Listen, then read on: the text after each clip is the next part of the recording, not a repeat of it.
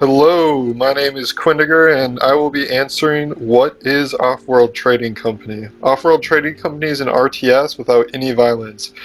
It is an economic RTS about managing a business and then buying stock of other companies to defeat them by completely taking ownership of the opposing company and showing them the door that they can leave through, since you now own them. Offworld Trading Company is developed by Mohawk Games. This is their first title and it has sold over 500,000 copies. Mohawk is now working with Starbreeze on a title called 10 Crowns, a turn-based strategy game. Offworld Trading Company is published by Stardock Entertainment, who published some personal favorites of mine, including Sins of a Solar Empire and Galactic Civilizations. Today I will be playing a single-player skirmish against AI on Manager difficulty. On the single player menu, you'll see the difficulty of the AI, followed by location, map size, map type, and then there's also preset maps, a map seed, and then the amount of AI players from 1 to 7. There's also fully customizable game rules. Alright, so let's jump into this game. You can see the loading screen here, the new meridians.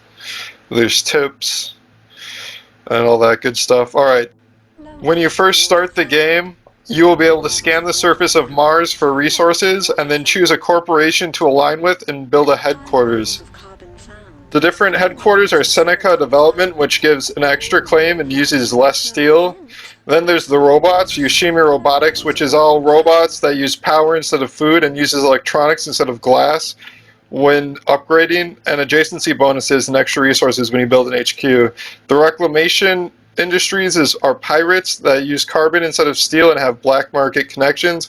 And finally, the scientists, who get resources that you build over and get patents much quicker, and start with the Goon Squad to protect a claim right off the bat. I'm going to start with Seneca, as I think they are well balanced and are generally my favorite due to the extra claim and better base upgrade times due to needing less steel.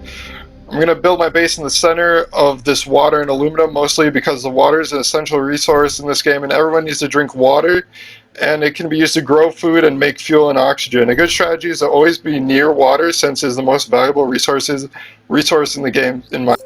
I'm also going to build an aluminum mine, as aluminum helps upgrade your base, and a windmill by selling some of my silicon to get some power. Now, power is normally expensive early game as it's scarce, but then normally becomes dirt cheap later game as it becomes plentiful. Aluminum is plentiful on this map, so it's probably going to become pretty cheap later game. In Offworld Trading Company, one of its strengths is that it uses randomly generated maps, so each game you have to evaluate the map and determine what your strategy is going to be on that particular map.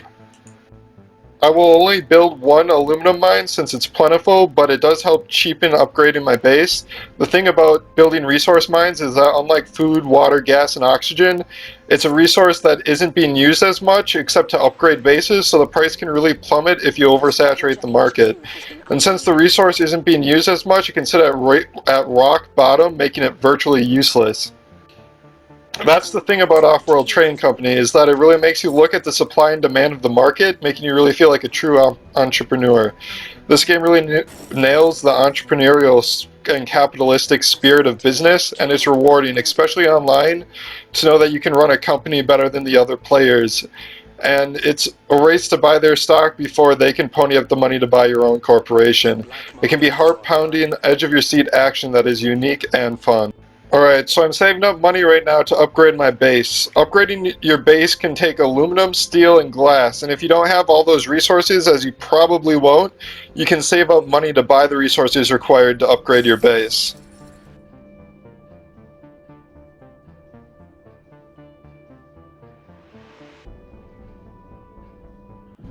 As you can see, I upgraded my base to level 2. Upgrading your base gives you 4 additional claim tiles, and I get an extra one since I'm Seneca Corporation. There are 12 buildings you can place on the map. Each building will use up a limited number of claims, so you better use them carefully. Building a building next to your HQ or an electric building will automatically generate the resource, but building further away will take fuel to bring the resource to you. There are 3 power buildings, a water pump, a farm, an electrolysis reactor for fuel and oxygen, 2 different types of mines for 4 different resources, a steel mill, a chemical refinery, a glass kiln, and an electronics factory. There are also 5 specialty buildings, a patent lab for building patents, an optimization center for increasing production, which is my favorite, and a pleasure dome that's for civilians, a hacking array for manipulating the market, and an off-world market for shipping your resources into space. Alright, so in the bottom right hand corner you'll see the black market. The black market is a set of 7 to 9 abilities that you can use for your own benefit or to hamper your opposition. It adds an additional layer of strategy, as the appropriate use of the black market can greatly affect how well your own stock and the stock of your rivals does. A well-placed EMP can bankrupt a company and bring it to its knees, so you can finish it off by buying the company out. As you hover your mouse over the buildings, you'll see the cost it takes to build them and the net revenue they will generate. If a building is generating negative net revenue, it will turn off like my farms did. To fix this, I sold water to bring the price of water down and turn my farms back on.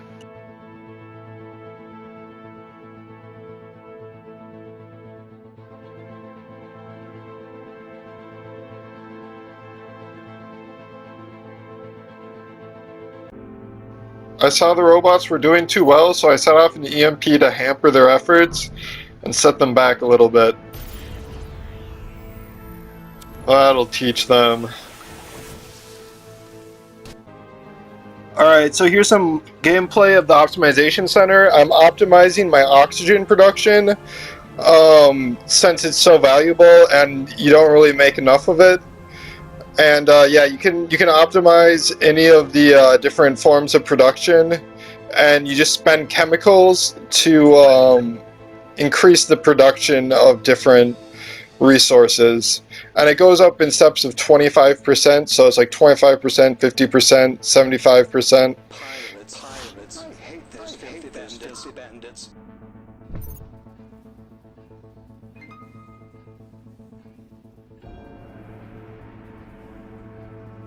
Our methods continue to improve.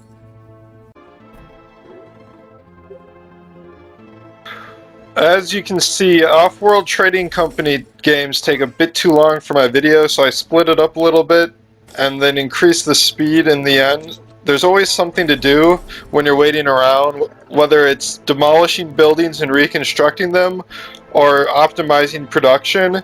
It all comes down to buying those stocks before the other players do. At this point, the robots have bought out the pirates, and I'm in a mad dash to buy out the robots, since they are my biggest competitors. The price of food is at 300 right now, and oxygen is at 200, and fuel is also at 250. And so those prices are soaring, and that's because they're being used so much. Because everything that's far away from a HQ has to use fuel. And then the colonists in the cities use up food and oxygen to obviously stay alive. So those prices are just completely soaring. Alright, so at this point I almost have enough money to buy out the robots. So you can see me frantically selling up, and there we go, I bought out the robots. So now my main competitor is the scientists. The scientists own half of all my stocks, and I own almost half of all theirs. Okay, now I own completely half of all their stocks. So now it's a race to try to buy out the scientists. Okay, so now that I bought out robotics, I get all the money they were generating, and since they also own the pirates, I get all the money that the pirates were generating. So I have the total combined money that they're generating from both of those stocks or corporations.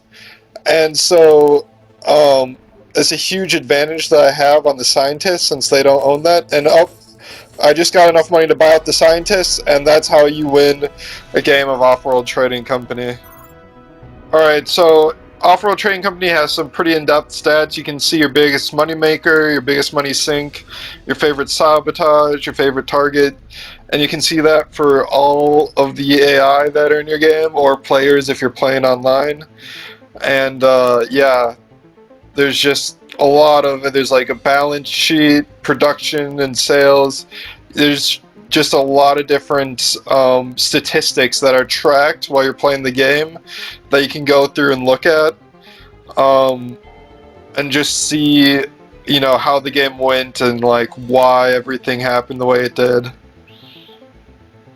This graph shows the price of everything, and so let's go to settings now, and we'll just have a quick look at the end of this video at the settings. They're pretty minimalistic, there's not a lot. I have everything on high. This is a pretty old game, so my computer can run everything at high, but there's a lot of different UI things you can do and hotkeys that are rebindable, so it's pretty standard fare for all the settings. So that's the end of this video. If you liked it, leave a like and subscribe. And until next time, peace.